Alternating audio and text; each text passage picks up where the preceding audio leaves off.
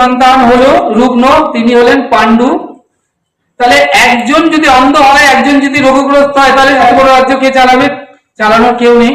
তখন কি করলেন সত্যাবতী? তার যে দাসী ছিল, দাসীকে রাজকন্যার মতো, রানীর মতো সাজালেন। তৃতীয় দিন যখন আহ্বান করলেন, এলো এবং রতি দান করে চলে যাচ্ছেন। বললেন, আচ্ছা এই গর্ভের সন্তান কেমন হবে? বললেন যে এই সন্তান ভালো হবে, সব হবে, মহাত্মা হবে, কৃষ্ণ ভক্ত হবে। তিনি কিন্তু কে? তিনি হলেন বিদুর। তা বললেন চির কাঙাল হবে মা। বললেন বাবা তুমি তাহলে এমন কেন বললেন? বললেন মা এ তো রানী নয়, তুমি তো রানীর মতো সাজিয়েছো দাসীকে, তাই সে চির কাঙাল হয়ে যাবে। কিন্তু চিন্তা নেই। তাহলে কি হলো না, বড় ছেলে অন্ধ, পরের ছেলে পাণ্ডু, আর তারপরে যিনি হলেন দাসীপুত্র তিনি হলেন বিদুর। তাহলে অন্ধ তো রাজ সিংহাসনে বসতে পারে না, রাজ্য চালাতে পারেন না।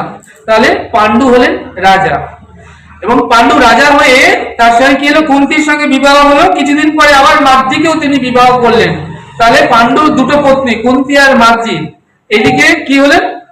যখন গলিপথে চলেছে বিবাহ করে শ্বশুরালয়, তা যখন যাচ্ছে স্বামীর ঘর করতে, একটা নারী বিয়ে করে স্বামীর ঘর করতে যায় কেন গো? কারণ পিতামাতা তাকে সব দিতে পারে সুখ, কিন্তু একটা বিশেষ প্রকারের সুখ আছে যেটা দিতে পারে না। সেই কারণে তিনি গত্যান্তর করে কি করেন? তিনি বিবাহ দেন। তাহলে আজকে কুন্তী তিনি যখন চলেছেন, কোথায় চলেছেন না? পতি ঘরে। দেখুন সেই দিনের কথা, যেদিন বিবাহ করে রথে করে পতি গিয়ে যাচ্ছেন, বনের মধ্যে একটা হরিণ আর হরিণীকে সঙ্গম করতে দেখলেন। সঙ্গম করতে দেখে কি করলেন?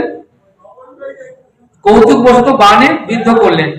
আর অমনি বাণ বিদ্ধ হওয়াতে হরিণটা দেহ, শরীরটা ছেড়ে একজন ঋষি দেহ ধারণ করলেন। বললেন পাণ্ডুকে, হে রাজা, আমরা যখন সঙ্গম করছিলাম হরিণ দেহ ধারণ করে, সেই আনন্দের মুহূর্তে তুমি আমাকে বধ করলে। তাহলে আমি মৃত্যু মুখে পতিত হতে হতে আমি অভিশাপ দিয়ে গেলাম, যেদিন তুমি নারী দেহ স্পর্শ করবে সেদিন তোমার মৃত্যু অনিবার্য হবে।